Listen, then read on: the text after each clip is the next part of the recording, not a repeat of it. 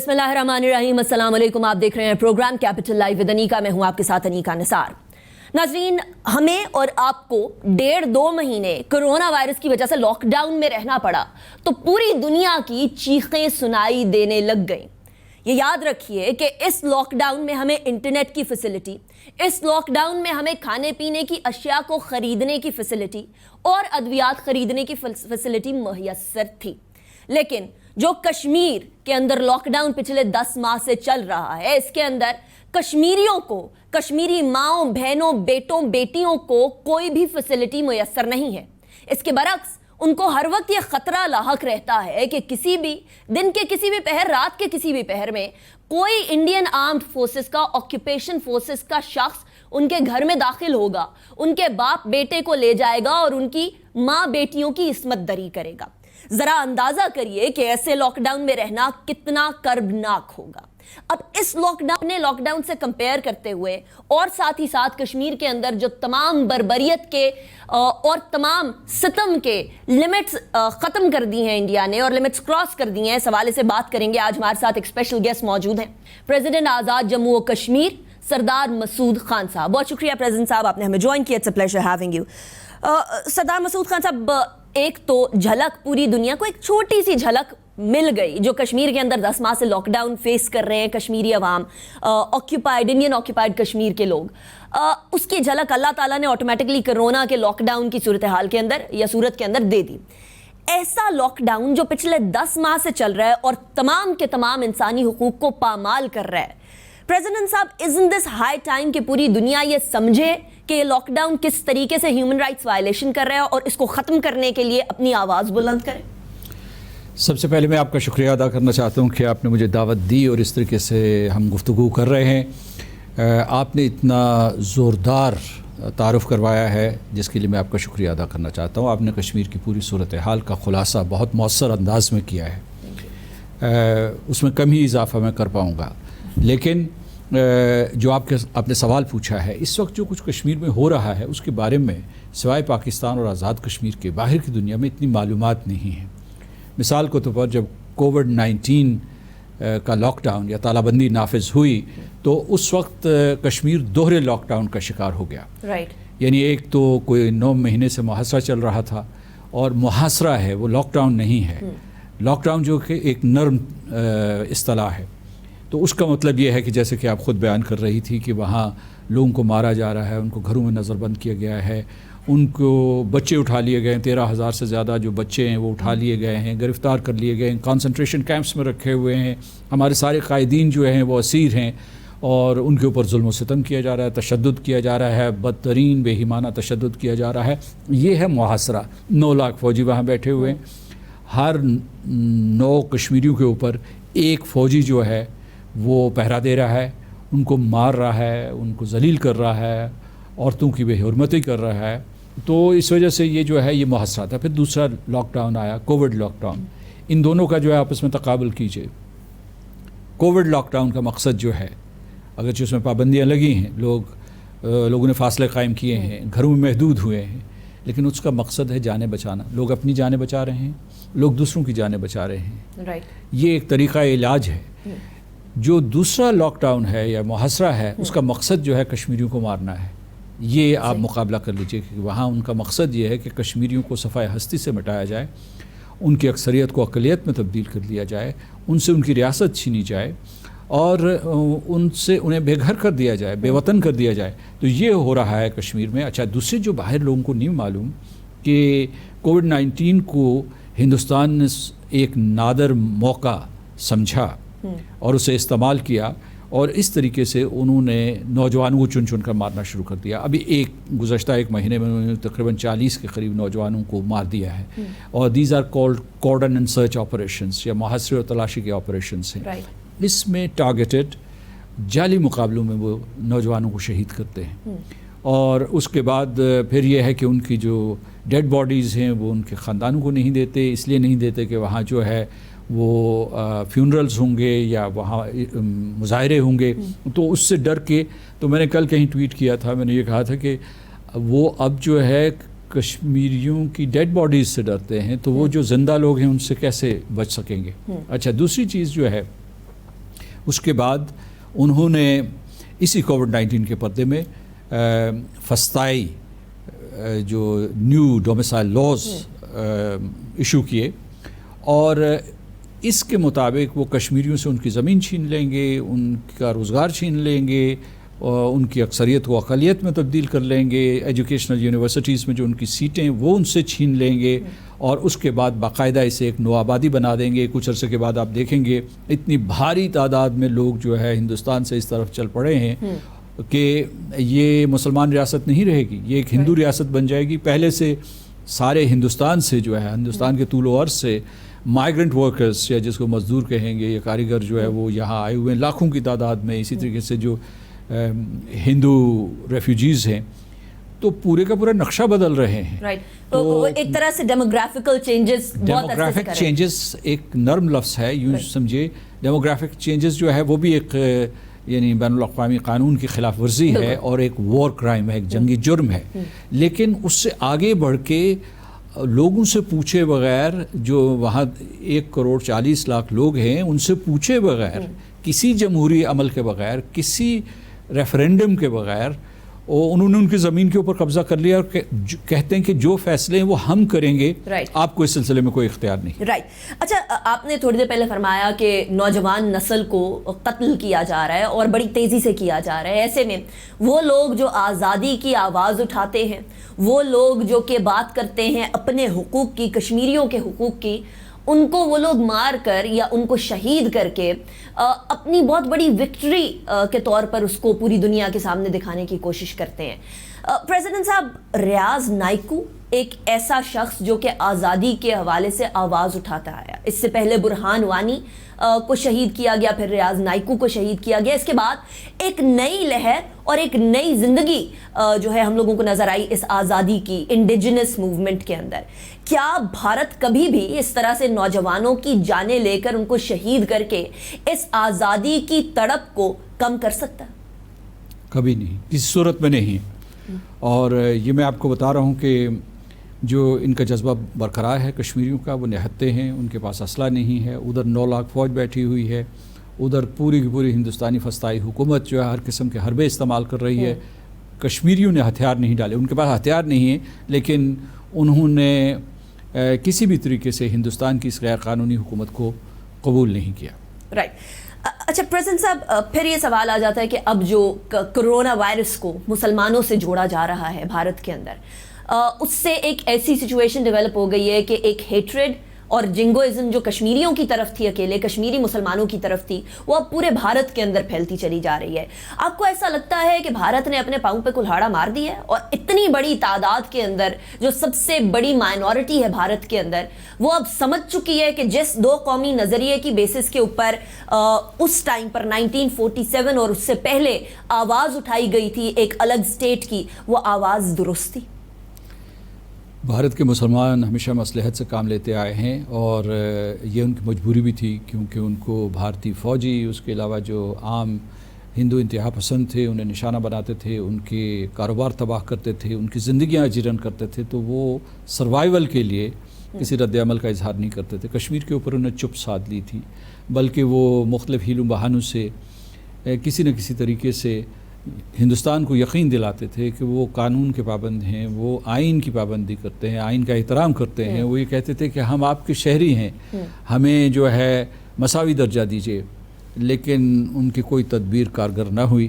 اور اس کے بعد یہ ہے کہ جب یہ بھارتیہ جنتا پارٹی اور راشٹریہ سوائم سیوک سنگھ یہ برسر اقتدار آئے ہیں، تو انہوں نے تمام احتیاط کو بالائے طاق رکھتے ہوئے مسلمانوں کو نشانہ بنایا اور ان کا قتل عام شروع کر دیا، اور ان کو دوسرے درجے کے شہری اور بلکہ غیر کیا کہتے ہیں اسٹیٹ لیس شہری بنانے کے لیے اقدامات کیے۔ تب ہندوستان کے مسلمانوں کو پتہ چلا کہ فسطائیت کیا ہوتی ہے، اور انہیں تب پورے کے پورے ہندوستان کو پتہ چلا، صرف مسلمانوں کو نہیں، وہاں جو ہے ہندو جو مسلمانوں کے ساتھ ہمدردی رکھتے ہیں یا جو قانون اور آئین پہ یقین رکھتے ہیں، انہیں ایک مرتبہ پتہ چلا، ان کی آنکھیں کھلی کہ پورے کے پورے کشمیر میں 72 سال سے کیا ہو رہا تھا، کہ جب آپ آزادیاں سلب کرتے ہیں تو زندگی کیسی ہوتی ہے، جب آپ کے گھر جلا دیے جاتے ہیں، جب آپ کے گھر اڑا دیے جاتے ہیں، جب آپ لوگوں کو قتل کرنے کے اوپر آتے ہیں تو پھر آپ نہیں دیکھتے کہ یہ 80 سال کی بوڑھی ہے یا یہ 2-3 سال کی بچی ہے، آپ ان کو اڑا دیتے ہیں. تو پھر یہ ہے کہ جو نعرہ آزادی کا بلند ہو رہا تھا مقبوضہ جموں و کشمیر میں، پورے کے پورے ہندوستان میں گونجنا شروع ہو گیا. اور اس میں صرف مسلمان نہیں تھے، اس میں بہار اور بنگال سے، اور اس کے بعد جو ہے آپ نیچے چلے جائیں مہاراشٹرا کی طرف یا دوسرے جو علاقے ہیں، پنجاب، سارے کے سارے اٹھ کھڑے ہوئے کہ کیا یہ وحشت ہے، یہ کیا دہشت گردی ہے، اور انہوں نے اسے ماننے سے انکار کر دیا. لیکن یہ جو ہے جو ہندوستان کی بھارتیہ جنتا پارٹی اور راشٹریہ سوائم سیوک سنگھ ہے، ان کے پاس اس وقت جو ہے پارلیمنٹ میں اکثریت ہے، تو اس اکثریت کا استعمال کرتے ہوئے، ٹیرنی آف دا میجورٹی، اس کا استعمال کرتے ہوئے جو ہے وہ مسلمانوں کو نشانہ بنا رہے ہیں، اور ہر چیز کے لیے مسلمانوں کو مورد الزام ٹھہراتے ہیں. کہتے ہیں کہ جناب یہ کورونا وائرس انہوں نے پھیلایا، انہوں نے نہیں پھیلایا. رائٹ. تو کہنے کا مطلب یہ ہے کہ ہندوستان جو ہے اس کا چہرہ بے نقاب ہو چکا ہے. آپ کو پتہ ہوگا کہ مارچ کے آخر میں تقریباً یورپین یونین کے 650 members of the European parliament, انہوں نے جو ہے بہت سے ریزولوشنز یا قراردادیں جو تیار کی تھیں، وہ مؤخر ہو گئی، معطل ہو گئی، اس لیے کہ نریندر مودی نے جو ہے برسلز کا دورہ کرنا تھا. لیکن ان میں جو پیغامات دیے گئے تھے وہ واضح تھے. انہوں نے ہندوستان کو تنبیہ کی کہ اپنی فسطائی پالیسیز کو ترک کرو، کیونکہ اس سے جو ہے اسٹیٹ لیسنس کا بہت بڑا ایک بحران پیدا ہو سکتا ہے. اور دوسرا، ہندوستان کو براہ راست پیغام دیا کہ کشمیریوں کے حقوق کا احترام کرو اور اقوام متحدہ کے سلامتی کونسل کی قراردادوں کے مطابق مسئلہ کشمیر حل کرنے کی کوشش کرو. رائٹ. لیکن پریزیڈنٹ صاحب، کیا صرف اتنا پیغام دے دینا انٹرنیشنل کمیونٹی کی طرف سے، جس کا ایک بہت بڑا اثر و رسوخ ہے بھارت کی طرف، بھارت کے بہت سارے لوگ باہر جا کر کام کرتے ہیں، چاہے وہ ہمارے مسلم ممالک ہوں جس طریقے سے UAE ہے، سعودی عرب ہے، یا باہر کے یورپین ممالک ہوں، کیا صرف یہ پیغام دے دینا کافی ہے EU کی طرف سے یا باقی آرگنائزیشنز کی طرف سے، چاہے OIC ہو، یا پھر کوئی ٹھوس اقدامات کرنے کی ضرورت ہے؟ جس طرح ابھی ہم نے کچھ ہی دن پہلے، چند پچھلے ہفتوں کے اندر دیکھا کہ UAE کی شہزادی نے بھارت کے مسلمز کے خلاف جو احساسات اور جذبات ہیں اس کے خلاف بات کی. قطر کی طرف سے آواز آنے لگی ہے، مختلف ممالک کی طرف سے. کیا یہ صرف آواز تک رہنی چاہیے یا ٹھوس اقدامات کے اندر بھی ٹرانسلیٹ ہونا چاہیے؟ آواز بھی ایک ٹھوس قدم ہے اور آوازیں اٹھنی چاہیے. آپ کو یاد ہوگا کہ 5 اگست 2019 سے پہلے کوئی بھی آواز نہیں اٹھاتا تھا. ہم لوگ ہر دروازہ کھٹکھٹاتے تھے اور کشمیر کی رودات سناتے تھے، کشمیر کا المیہ ساری دنیا کے سامنے بیان کرتے تھے. کوئی رد عمل نہیں ہوتا تھا. لیکن 5 اگست 2019 کے بعد لوگ بولے ہیں، کھل کے بولے ہیں، انٹرنیشنل میڈیا بولا ہے، پارلیمنٹس بولی ہیں. عرب اسٹریٹ خاموش تھی اور عرب کے حکمران خاموش تھے، بلکہ وہ جو ہے ہندوستان کا ساتھ دے رہے تھے. ہندوستان کے ساتھ ان کی بہت گہری یکجہتی تھی، ان کے معاشی تعلقات تھے، اپنے ذاتی مراسم تھے ان کے نریندر مودی اور دوسرے لیڈروں کے ساتھ. تو یہ جو آوازیں اٹھ رہی ہیں، یہ جو پیغامات دیے جا رہے ہیں، میں خود جو ہے یورپین پارلیمنٹ میں جاتا تھا 5 اگست 2019 سے پہلے، تو وہ تو کچھ ڈرے سہمے سے رہتے تھے سارے کے سارے ارکان یورپین پارلیمنٹ کے. وہ کبھی ہندوستان کے خلاف بولنے کی جرت نہیں کر سکتے تھے کیونکہ ان کے معاشی مفادات وابستہ تھے. رائٹ. اب وہ بولے ہیں، لیکن اس کے بعد جب آپ ٹھوس اقدامات کی بات کرتے ہیں تو پھر یہ اگلا سٹیج ہے. اور بدقسمتی یہ ہوئی کہ کووڈ-19 کی وجہ سے یا بریکسٹ کی وجہ سے یا صدر ٹرمپ کے حوالے سے جو وہ پروسیڈنگز ہو رہی تھیں امپیچمنٹ کی، توجہ ہٹ گئی. Right. تو اس وجہ سے جو ہے کشمیر کے اوپر جو ایک قسم کا مومنٹم بنا تھا وہ ٹوٹا ہے. ابھی یہ ہوا ہے جو ہندوستان کو 2 چیزیں خلاف توقع دیکھنی پڑ رہی ہیں. ایک یہ ہے کہ انہوں نے کشمیریوں کو باندھا ہوا تھا زنجیروں میں، اور اس کے بعد ان کی ذبح بندی کی ہوئی تھی، ان کو گھروں میں نظر بند کیا ہوا تھا. تو ہوا یہ کہ وہ یہ سوچ رہے تھے کہ کووڈ-19 کی وجہ سے، اور انہوں نے جو پہرا دیا ہوا، سخت پہرا دیا ہوا ہے، کشمیری کبھی باہر نہیں آئیں گے مظاہرے کے لیے. لیکن ریاض نائکو کا جب قتل ہوا، اس کی شہادت ہوئی، تو اس کے بعد ہزاروں کی تعداد میں لوگ باہر آ گئے. جس طریقے سے برہان وانی کی شہادت کے بعد وہ آئے تھے، تو اس کی ان کو توقع نہیں تھے. وہ بڑے اعتماد سے بیٹھے ہوئے تھے دلی میں کہ جی ہماری جو پالیسی جو ہے کشمیریوں کو کرش کرنے کی وہ کامیاب ہو گئی ہے. دوسری چیز جو ہوئی ہے وہ یہ ہے کہ باہر کے اخبارات نے ایک مرتبہ پھر لکھنا شروع کر دیا ہے. واشنگٹن پوسٹ نے، نیو یارک ٹائمز نے، ان کا یہ کیا جرائم ہیں جن کا ارتکاب ہندوستان اس طریقے سے دیدہ دلیری سے کر رہا ہے. تو کہنے کا مطلب یہ آوازیں، یہ پیغامات، یہ ساری دنیا میں شور و غوغا، یہ احتجاج، یہ اہم ہے. یہ بھی ایک ٹھوس قدم ہے. پریزیڈنٹ صاحب میں بریک کی طرف جاؤں گی، بریک کے بعد واپس آئیں گے، اس کے بعد پھر شو کو کنٹینیو کریں گے.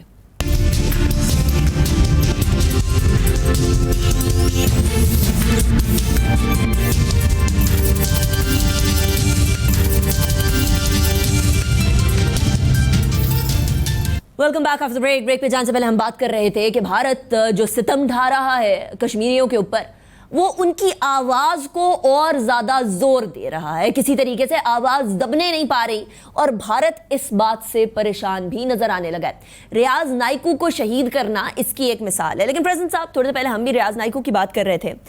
اس سے پہلے ریاض نائکو سے پہلے برہان وانی کو شہید کیا گیا، پھر ریاض نائکو کو شہید کیا گیا، اور بڑے بڑے بگل بجائے گئے کہ ہم نے تو ایک ٹیررسٹ کو مار دیا ہے، ایک دہشت گرد کو مار دیا ہے.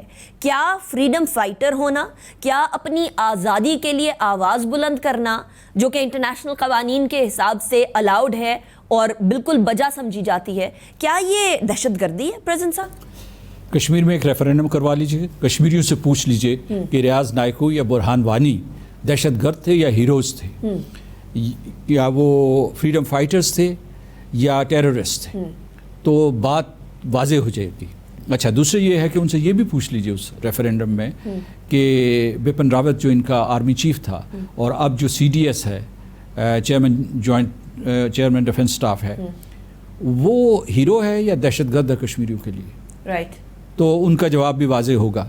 تو جو دہشت گردی مقبوضہ جموں کشمیر میں ہو رہی ہے، وہ ہندوستانی فوج کر رہی ہے. لیکن پریزیڈنٹ صاحب، ایسا ریفرینڈم تو بھارت کبھی بھی نہیں انفارچونیٹلی کرائے گا. جو پلیبسائٹ نہیں کروا سکا، وہ ریفرینڈم کی طرف کیسے جائے گا؟ دیکھیے جی، ریفرینڈم ہو نہ ہو، ہر دل میں یہ ریفرینڈم ہو رہا ہے، اور وہاں سے یہی آواز آ رہی ہے کہ ہندوستان دہشت گرد ہے، ہندوستان ریاستی دہشت گردی کر رہا ہے. اور کشمیری جو ہیں، اول تو ان کے پاس اسلحہ ہی نہیں ہے. کتنے لوگ ہیں؟ کل جو ان کا پولیس چیف ہے وہ یہ کہہ رہا تھا کہ جی ہمارے کوئی 230 کے قریب لوگ جو ہیں ملیٹنٹس ہیں، ان کو جنگجو کہتے ہیں، اور وہ سارے کے سارے کشمیر کے ہیں. ابھی انہوں نے یہ کہنا شروع کر دیا ہے کہ جناب 350 کا اضافہ ہو گیا ہے، لہٰذا ان کی تعداد بڑھ گئی ہے، اور وہ الزام پاکستان کے اوپر دے رہے ہیں. اور ان 230 یا 350 یا 500 یا 600 لوگوں کا مقابلہ کرنے کے لیے 9 لاکھ فوج انہوں نے وہاں متعین کی ہوئی ہے. تو یہ جو ہندوستان جو ہے معصوم نہتے لوگوں کو دہشت گرد کر رہا ہے. ان سے پوچھیے. یہ جو میں آپ کو بتاتا ہوں، بپن راوت نے یہ کہا تھا، میں دہرانا چاہتا ہوں، اس نے کہا تھا جو 11، 12 اور 13 سال کا بچہ ہے وہ پیلٹ فائرنگ شاٹ گن سے زیادہ خطرناک ہے، کیونکہ وہ آزادی کا نعرہ بلند کرتا ہے. یہ ان کی دہشت گردی کی تعریف. ان کے جتنے کالے قوانین ہیں ان کو دیکھ لیجئے، اس میں arm forces special powers act یا PSA پبلک سیفٹی ایکٹ، اس کے مطابق یہ سب لوگ سب کشمیری دہشت گرد ہیں. اور یہ بھی میں آپ کو بتاؤں کہ آپ پچھلی جنگ عظیم میں چلے جائیے، جو دوسری جنگ عظیم تھی، تو ہٹلر کے قانون کے مطابق، جو ان کا نازی قانون تھا، اس کے مطابق یہ تھا کہ جو کچھ ہٹلر کر رہا تھا، جو لوگوں کو مار رہا تھا، جو کنسنٹریشن کیمپس میں بھیج رہا تھا، وہ سب کے سب قانونی تھا. اور جو لوگ مقید تھے یا جو مارے جا رہے تھے یا جن کا ہولوکاسٹ ہوا، یا ہنگیرینز تھے یا پولز تھے، وہ سارے کے سارے دہشت گرد تھے. تو یہ وہی فارمولا استعمال کیا جا رہا ہے. کیمپ بنا دیا ہے. اچھا پریزیڈنٹ صاحب، since we've come to the point, جہاں پاکستان اور بھارت کی بات کرنا بڑا ضروری ہے، بھارت کی طرف سے اب ایک پرووکیٹو رویہ رکھا جا رہا ہے، جس کے اندر وہ نہ صرف انڈین آکیپائڈ کشمیر بلکہ آزاد جموں و کشمیر اور اس کے ساتھ ساتھ گلگت بلتستان کی طرف بھی میلی نگاہ سے دیکھنا شروع کر گیا. آپ کو یاد ہوگا کہ 5 اگست کے بعد سے ہی اس طرح کی آوازیں ان کی پبلک کی طرف سے بلند ہونا سٹارٹ ہو گئی تھی، جو کمپلیٹ ایکسٹریمزم کے مائنڈ سیٹ کو لیے ہوئے ہیں. ایسی صورتحال میں آزاد جموں و کشمیر کے حوالے سے، گلگت بلتستان کے حوالے سے جو ابھی ریسنٹ پاسٹ میں انڈیا کی طرف سے سٹیٹمنٹس آ رہی ہیں، آپ ان کو کس طرح سے دیکھتے ہیں؟ دیکھیے، پہلے جو ہے ہندوؤں اور ہندوستان، ہندوؤں اور راشٹریہ سوئم سیوک سنگھ اور BJP کو الگ الگ کیجیے، کیونکہ ہندوؤں کی بڑی تعداد ہے، 1 بلین کے قریب ہیں. یہ سارے کے سارے فسطائی نہیں ہیں، یہ سارے کے سارے RSS کے ماننے والے نہیں ہیں، اس کے پیچھے چلنے والے نہیں ہیں. یہ جو کچھ وحشی پاگل انتہا پسند لوگ ہیں انہوں نے اپنے آپ کو جو ہے پورے ہندوستان کے اوپر مسلط کر لیا ہے. ایک تو یہ چیز یہ کسی قسم کی کوئی غلط فہمی نہیں ہونی چاہیے کیونکہ تقریباً جو ہے 40 لاکھ کے قریب جو ہے ہندو یہاں پاکستان میں بستے ہیں. تو اور دوسرے یہ ہے کہ ہمارا جو ہے ہندو قوم کے ساتھ کوئی دشمنی نہیں ہے, ہندو مذہب کے ماننے والے لوگوں کے ساتھ کوئی دشمنی نہیں ہے. ہماری جنگ ہے اس انتہا پسند سوچ سے, وہ کانگریس کی رہی ہو جب وہ کشمیریوں کو مارتے تھے, یا وہ راشٹریہ سوائم سیوک سنگھ اور بھارتیہ جنتا پارٹی کی ہو. اچھا, آپ نے یہ کہا ہے کہ جی وہ منصوبہ بنا رہے ہیں, آزاد کشمیر و پاکستان کو جو ہے میلی آنکھ سے دیکھ رہے ہیں. ان کی پاکستان کے سلسلے میں کبھی بھی آنکھ صاف نہیں ہوئی, ہمیشہ میلی رہی ہے, اور دل میں بھی بغض رہا ہے, اور ذہن ان کا جو ہے منصوبہ بندی کرتا رہا ہے کہ کسی طریقے سے پاکستان کو نقصان پہنچایا جائے. ابھی جو ہے یہ خطرے کا وقت ہے. اس کی وجہ یہ ہے کہ کووڈ-19 ہے, تو ہندوستان نے جامع منصوبہ بندی کی. چونکہ مقبوضہ کشمیر میں جو ہے وہ ناکام ہوا ہے برے طریقے سے, ہندوستان میں ناکام ہو رہا ہے, معیشت بیٹھ رہی ہے, تو انہوں نے یہ فیصلہ کیا ہے. یہ جو 2-4 دن پہلے جو ہے ان کے جو آرمی چیف اور اس کے انٹیلیجنس چیف اور اس کے ان کے جو سیاسی باسز ہیں یہ سارے کے سارے ملے ہیں, نیشنل سیکیورٹی ایڈوائزر انکلوڈڈ. تو انہوں نے ایک منصوبہ بنایا ہے. انہوں نے یہ الزام لگانا شروع کر دیا ہے کہ جو نئی تنظیمیں وہاں بن رہی ہیں مقبوضہ جموں و کشمیر میں مزاحمت کے لیے, وہ پاکستان بنوا رہا ہے. آزاد کشمیر میں ہم نے لانچ پیڈز بنائے ہوئے ہیں, ہم یہاں سے دہشت گرد بھیجیں گے.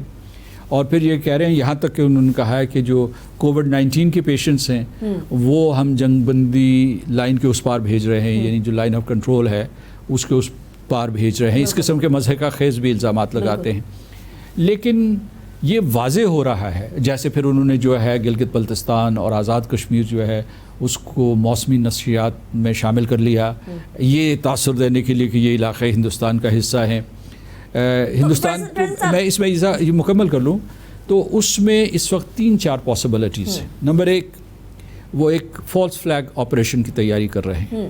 نمبر 2, وہ پورے پاکستان میں, پاکستان کے مختلف حصوں میں درپردہ جنگ جسے پراکسی وار کر رہے ہیں اس کی رفتار کو تیز تر کر رہے ہیں.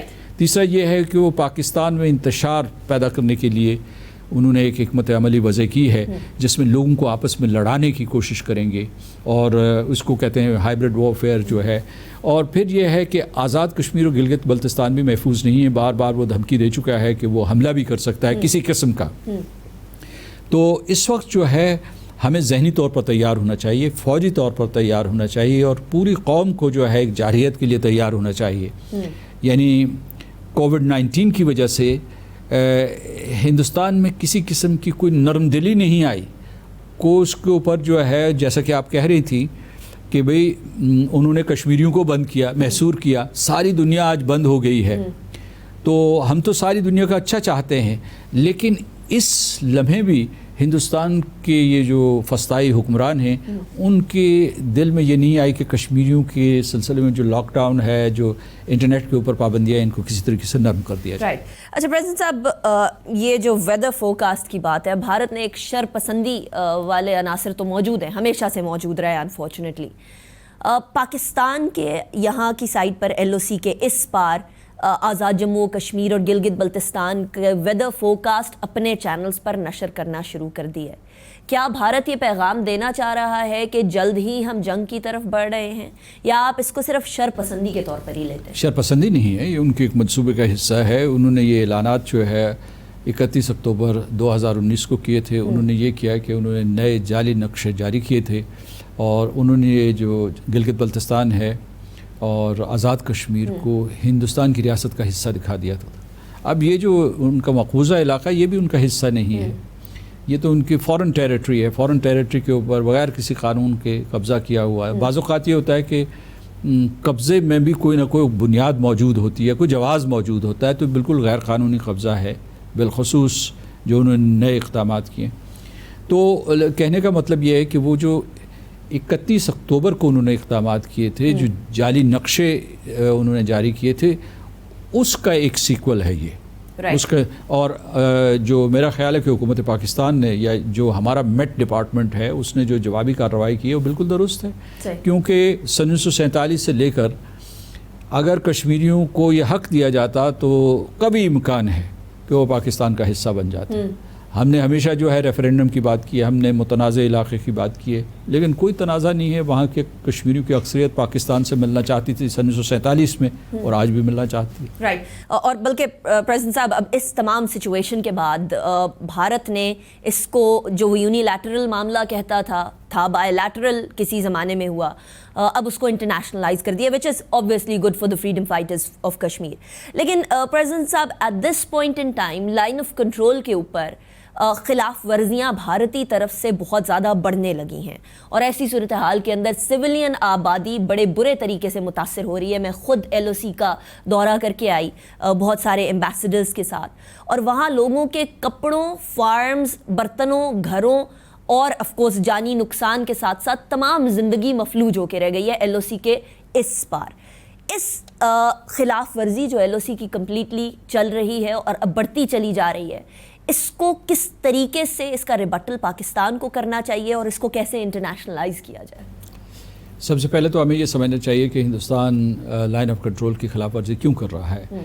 جو ہمارے پاس اعداد و شمار ہیں اس کے مطابق جنوری سے لے کر اب تک جو ہے وہ 900 سے زیادہ سیز فائر وائلیشنز کر چکے ہیں سوچے سمجھے منصوبے کے تحت, اور دوسرے اس میں وہ آرٹلری اور موٹر گنز استعمال کر رہے ہیں, جو ہیوی ویپنری استعمال کر رہے ہیں.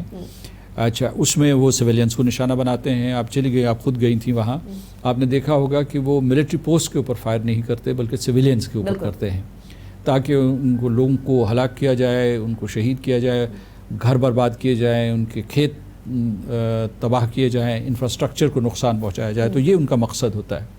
اچھا, دوسرا یہ انہوں نے یہ حرکت کی ہے کہ پاکستان جب جوابی فائر کرتا ہے ہماری افواج, تو وہ صرف ملٹری پوسٹ کے اوپر کرتے ہیں, کیونکہ دوسری طرف جو سویلینس ہیں جو گاؤں میں, وہ تو ہمارے ہی لوگ ہیں, کشمیری ہیں, ہمارے لوگ ہیں, ہمارے شہری ہیں, ان آرمڈ ہیں, ہم نان کمبیٹنٹس کو نہیں مارتے.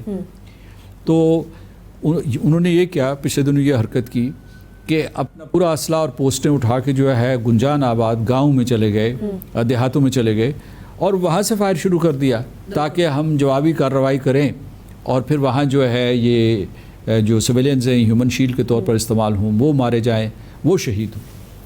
اچھا, اس کا مقصد کیا ہے؟ اس کا مقصد یہ ہے کہ جو جرائم وہ مقبوضہ جموں و کشمیر میں سرزد کر رہے ہیں ان سے توجہ ہٹائی جائے, اور بین الاقوامی برادری کو یہ تاثر لے کہ یہ ہندوستان اور پاکستان کے درمیان جھگڑا ہے, وہاں جو ہے صورتحال ہیٹ اپ ہو رہی ہے, لائن آف کنٹرول پہ دونوں جوہری ریاستیں ہیں, اگر ان میں تصادم ہو گیا تو بہت بڑی تباہی ہو جائے گی. لہٰذا یہ ہے کہ وہ ہندوستان کے ان جرائم کے بارے میں پوچھ تاچھ نہ کر سکیں جو مقبوضہ کشمیر میں ہو رہے ہیں. تو اور اس سلسلے میں وہ پھر مختلف قسم کے جھوٹ بولتے ہیں کہ جی ہم دہشت گردی کا مقابلہ کر رہے ہیں. بھئی کون سی دہشت گردی؟ یہاں آزاد کشمیر میں کوئی کسی قسم کے کوئی لانچ پیڈ نہیں ہیں.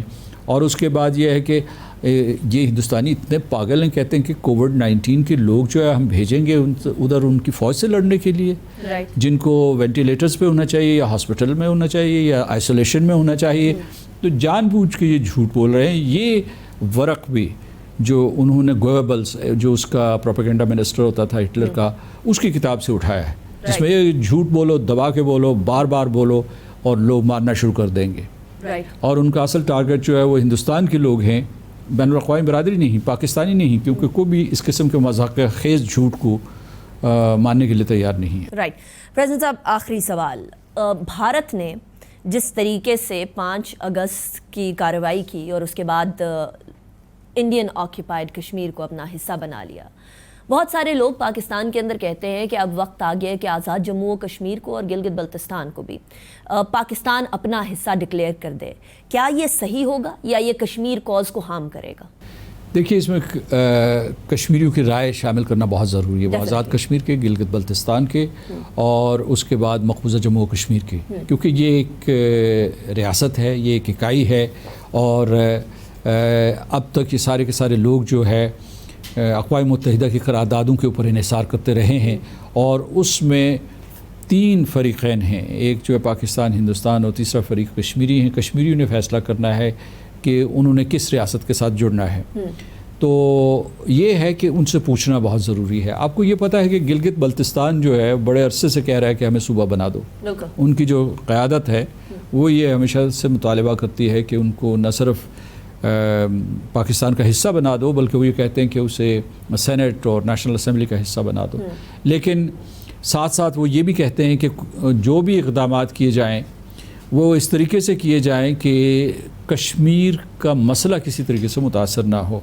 तो कहने का मतलब ये है कि हम तो अब तक जो है वो अक़वाम मुत्तहिदा की करारदादों और बैनुल-अक़वामी क़ानून की पाबंद हैं, और मेरा ख़्याल है कि हिंदुस्तान के ऊपर ये दबाव बढ़ना चाहिए कि वो अपना कब्ज़ा ख़त्म करे मक़बूज़ा जम्मू और कश्मीर में।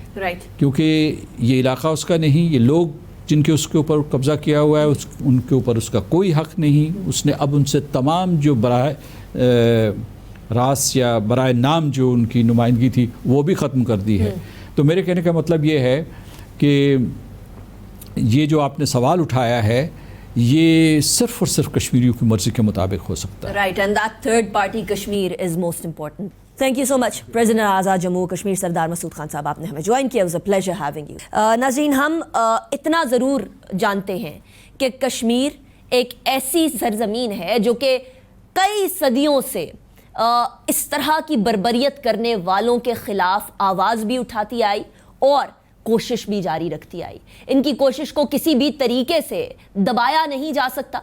भारत पिछले 70-72 साल में कोशिश कर बैठा, आज भी जितने सितम ढाले वो किसी तरीके से कश्मीर की आवाज़ को ख़त्म नहीं कर सकता, दबा नहीं सकता। कश्मीर का कॉज हमेशा जिंदा रहेगा और इसमें कश्मीरियों की आवाज़ सबसे ज़्यादा फोरफ्रंट पे होनी चाहिए। International community needs to realise what sort of grave human rights violations are happening in Kashmir. Anika Nisar को इजाज़त दीजिए, अपना बहुत ख्याल रखिएगा। अल्लाह हाफ़िज़ नासिर।